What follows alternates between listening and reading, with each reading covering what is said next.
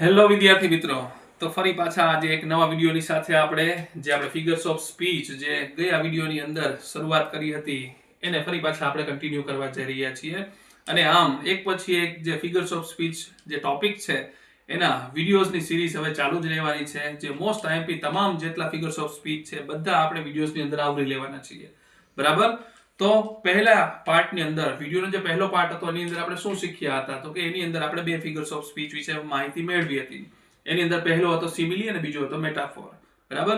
આજે હવે આપણે જે ત્રીજા નંબરનો ફિગર ઓફ સ્પીચ છે એ શીખવા જઈ રહ્યા છીએ અને એનું નામ છે એલિટરેશન.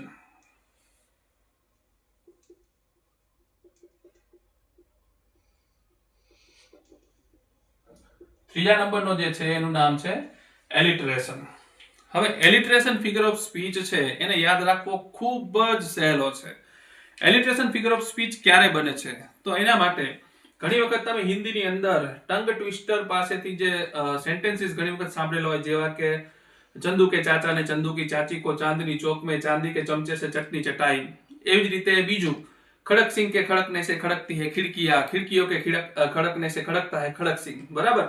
તો આવા જે સેન્ટેન્સીસ છે ટંગ ટ્વિસ્ટર મોટે ભાગે યુઝ કરતા હોય છે. આપણે તો બોલવાની અંદર થોડીક તકલીફ પડે. બરાબર? તો અહીંયા એલિટ્રેશન ની અંદર એના જેવું જ સિમિલર થોડુંક છે. બરાબર? કેવી રીતે? તો એલિટ્રેશન ફિગર ઓફ સ્પીચ ક્યારે બને છે, તો વાક્યની અંદર આપણે જ્યારે જોઈએ કે વાક્યના બે શબ્દો અથવા બે કરતા વધારે શબ્દોની અંદર પહેલો અક્ષર સરખો હોય અને કોન્સોનન્ટ હોય. ખાસ યાદ રાખજો, પહેલો અક્ષર સરખો હોય અને કોન્સોનન્ટ હોય તો એ વાક્યની અંદર એલિટ્રેશન ફિગર ઓફ સ્પીચ બને છે એવું આપણે કહી શકીએ. કેવી રીતે? ચાલો એક્ઝામ્પલની મદદથી સમજીએ આપણે. ફર્સ્ટ એક્ઝામ્પલ અહીંયા હું લખું છું. Sony does not sing silly songs. અહીંયા ફર્સ્ટ એક્ઝામ્પલ મેં લખ્યું છે Sony does not sing silly songs. તો અહીંયા આપણે જોઈએ કે એવા ત્રણ શબ્દો આપણને જોવા મળે છે કે જેનો પહેલો અક્ષર સરખો છે ને કોન્સોનન્ટ છે. તો એ છે એસ અહીંયા, એસ અહીંયા, એસ અહીંયા, એસ અહીંયા. તો આપણે શું કીધું કે વાક્યની અંદર જો કોઈ બે વર્ડમાં અથવા તો બે કરતા વધારે વર્ડની અંદર પહેલો અક્ષર સરખો હોય અને કોન્સોનન્ટ હોય તો ત્યારે આપણે એવું કહી શકીએ કે એની અંદર એલિટરેશન ફિગર ઓફ સ્પીચ બને છે. બીજું એક્ઝામ્પલ જોઈએ. Little Lakshman likes lemon. હવે અહીંયા એક્ઝામ્પલ ની અંદર તમે જુઓ તો તમામ વર્ડની અંદર પહેલો અક્ષર એલ છે અને એલ ને આપણે કોન્સોનન્ટ સાઉન્ડ ગણીએ છીએ. બરાબર? તો આની અંદર પણ એલિટરેશન ફિગર ઓફ સ્પીચ બને છે. બહુ સરળ છે વિદ્યાર્થી મિત્રો, યાદ રાખવું. એલિટરેશન એટલે જ્યારે આપણે વાક્યની અંદર જોઈએ કે બે કે બે કરતા વધારે શબ્દોની અંદર પહેલો અક્ષર સરખો હોય ને કોન્સોનન્ટ હોય તો ત્યારે એની અંદર આપણે એલિટરેશન ફિગર ઓફ સ્પીચ છે આઈડેન્ટિફાઈ કરી શકીએ છીએ. બરાબર? આઈ હોપ કે તમે સમજી ગયા છો. હજી એક એક્ઝામ્પલ આપણે લઈ લઈએ. Third example, Karan's kids kept playing. તો અહીંયા આ સેન્ટેન્સ ની અંદર તમે જોઈ શકો છો કે અને કે ત્રણ જગ્યાએ રિપીટ થયો છે અને પહેલો અક્ષર છે વર્ડ્સનો કોન્સોનન્ટ છે અને ત્રણ વખત રિપીટ થયો છે. અને આપણે શું કીધું, કોઈ પણ બે અથવા તો બે કરતા વધારે શબ્દોની અંદર રિપીટ થતો હોય તો એને કહેવામાં આવે છે એલિટરેશન ફિગર ઓફ સ્પીચ. ક્લિયર? ચાલો હવે નેક્સ્ટ આવે છે હાઇપરબલી. નેક્સ્ટ આપણો ફિગર ઓફ સ્પીચ છે હાઇપરબલી. HYPERBOLE આને કહેવામાં આવે છે હાઇપરબલી વચાય છે આને. હાઇપરબલી ફિગર ઓફ સ્પીચ એકદમ યાદ રહી જાય એવો સાવ સહેલો છે. હાઇપરબલી ફિગર ઓફ સ્પીચ એની અંદર શું કરવામાં આવેલું હોય છે, તો એની અંદર એક્સ્ટ્રીમ એક્ઝાજરેશન કરેલું હોય છે. એક્ઝાજરેશન કરવું એનો મતલબ કે વાતને બહુ બઢાવી ચડાવીને બોલવામાં આવતી હોય છે. ઘણી વખત આપણે આવા સેન્ટેન્સીસ ઘણા વ્યક્તિઓના મોઢે ગુજરાતીમાં સાંભળતા જોઈએ છીએ. જેમ કે ક્લાસની અંદર ઘણી વખત આપણને ટીચર્સ એવું કહેતા હોય કે મેં તમને 1000 વાર શીખવાડ્યું છે છતાં પણ તમને આવડતું નથી. તો શું લિટરલી આપણે જોઈએ તો 1000 વાર કીધેલું હોય છે? નહીં, નથી કીધેલું હતું. પણ જે વાત છે એની ઉપર એમ્ફેસાઇઝ કરવા માટે, વાત ઉપર ભાર મૂકવા માટે થઈ અને આ રીતના વાક્યો છે એ બોલાતા હોય છે. બરાબર? તો જોઈએ hyperbolic figure of speech. First example, I can move mountain for her. હવે અહીંયા આપણે ખબર જ છે કે અહીંયા લિટરલ મિનિંગ તો આપણે જોવાનો નથી. લિટરલ મિનિંગ એવો થાય છે કે હું તેણી માટે પર્વતને પણ હલાવી શકું છું. પણ પર્વતને કોઈ હલાવી શકે ખરા? નહીં, શક્ય જ નથી. બરાબર? કોઈ માણસ છે પર્વતને કેવી રીતે હલાવી શકે? પણ અહીંયા જે વાત છે એ વાતને એમ્ફેસાઇઝ કરવામાં આવી છે. મતલબ એ વાત ઉપર વજન મૂકવામાં આવ્યું છે, ભાર મૂકવામાં આવ્યો છે, એવું કહી શકીએ. હવે બીજું એક્ઝામ્પલ આપણે જોઈએ. બીજું એક્ઝામ્પલ, I have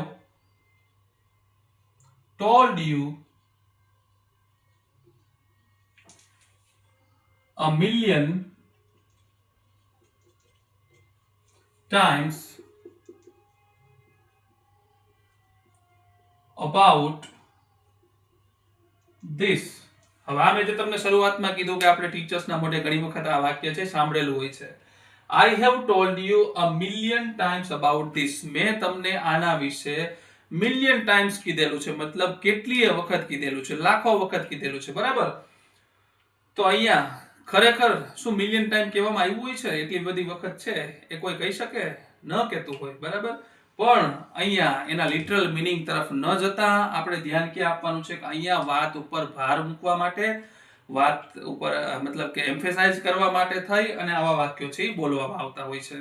તો હવે આશા રાખું છું કે તમને હાઇપરબોલિક ફિગર ઓફ સ્પીચ છે એ આસાનીથી સમજાઈ ગયો છે. આપણે યાદ રાખવાનું છે કે એની અંદર એક્ઝાજરેશન કરેલું હોય છે, મતલબ વાતને બઢાવી ચડાવીને કરવામાં આવેલી હોય છે. એના લિટરલ મિનિંગ ઉપર આપણે જવાનું થતું નથી, પણ જે બોલનાર છે પોતાનું જે કાંઈ પણ સેન્ટેન્સ છે એને એમ્ફેસાઇઝ કરવા માટે થઈ અને આવું સેન્ટેન્સ બોલતા હોય છે.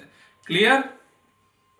હવે ત્યાર પછીનો જે ફિગર ઓફ સ્પીચ છે એ પણ બહુ આસાન છે, એને યાદ રાખવો પણ સહેલો છે. હવે એ ફિગર ઓફ સ્પીચ નું નામ છે રિપીટિશન. જોઈએ કેવી રીતે એને પણ ઓળખવો.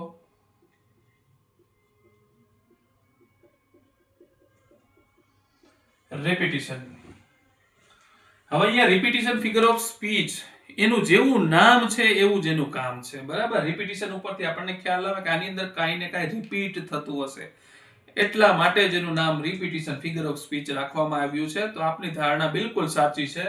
રિપીટિશન ફિગર ઓફ સ્પીચ નામ જ એટલા માટે રાખવામાં આવ્યું છે કે આ ફિગર ઓફ સ્પીચ ની અંદર શું હોય તો કે એની અંદર કોઈ વર્ડ કે વર્ડ ફ્રેઝ છે એ વારંવાર રિપીટ થતો હોય. એટલે કે જો 2 વખત રિપીટ થયો હોય તો પણ ચાલે અને 2 કરતા વધારે વખત રિપીટ થયો હોય તો પણ ચાલે છે. બરાબર? કેવી રીતે? આનું પણ એક એક્ઝામ્પલ આપણે સાથે સાથે જોઈ લઈએ. ચાલો.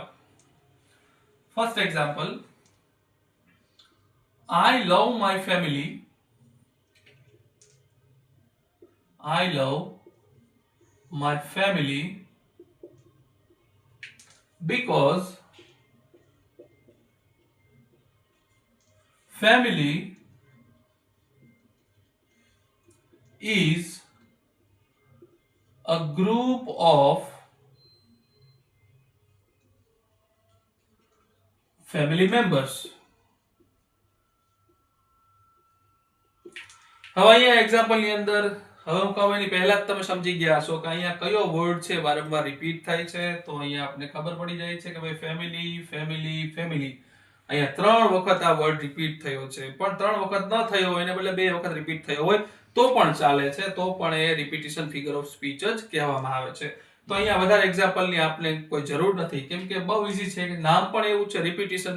જ્યારે સેન્ટેન્સની અંદર કોઈ વર્ડ કે વર્ડ ફ્રેઝ છે એ રિપીટ થાય છે, એટલે કે 2 કે 2 કરતા વધારે વખત આવે છે, તો ત્યારે બને છે રિપીટિશન ફિગર ઓફ સ્પીચ. આશા રાખું છું કે આપ બધા આજના જે આપણે ફિગર્સ ઓફ સ્પીચ શીખ્યા છીએ એ તમને યાદ રહી જશે અને મતલબ કે યાદ રહી ગયા હશે, સમજાઈ ગયા હશે એવી અપેક્ષા રાખું છું. અને બને ત્યાં સુધી બહુ સરળતાથી તમને સમજાય આવા જ મારા પ્રયત્નો રહેવાના છે અને કન્ટિન્યુ આપણે વિડીયોની સિરીઝ રાખવાના છીએ. આના પછી પણ જે ફિગર ઓફ સ્પીચ છે મોસ્ટ આઈએમપી એ બધા એક પછી એક વિડીયોઝ આવતા જ રહેવાના છે. તો ફટાફટ મારી ચેનલને સબસ્ક્રાઇબ કરો, વિડીયોઝને લાઇક કરો અને શેર કરો કે જેથી મેક્સિમમ સ્ટુડન્ટ્સ એનો લાભ લઈ શકે અને આવા જ અવનવા વિડીયોઝ છે એ તમને ફટાફટ મળતા રહે. અને આની માત્ર ફિગર ઓફ સ્પીચ પૂરતું ને, આના પછી ગ્રામરના જે ટેન્સીસ છે, એક્ટિવ પેસિવ વોઇસ છે, આ તમામ મોટા ભાગના જે ટોપિક્સ તમને કન્ફ્યુઝ કરતા હોય છે એ બધા જ આપણે લઈને આવવાના છીએ વિડીયોની સિરીઝની અંદર. ઓકે, ધન્યવાદ.